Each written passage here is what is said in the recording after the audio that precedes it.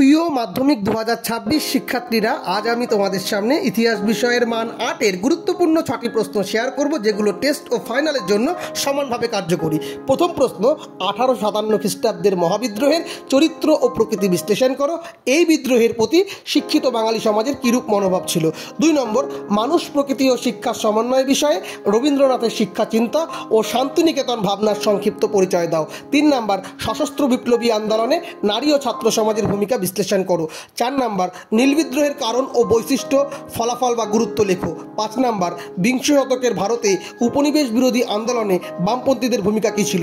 6 নম্বর, 19 শতকের বাংলার নবজাগরণ বলতে কী বোঝো? এই নবজাগরণের চরিত্র, প্রকৃতি ও সীমাবদ্ধতা আলোচনা করো। এর পরবর্তী প্রশ্নগুলো দ্বিতীয় সেটে আলোচনা করব। প্রত্যেকটি প্রশ্নই কিন্তু এখানে গুরুত্বপূর্ণ।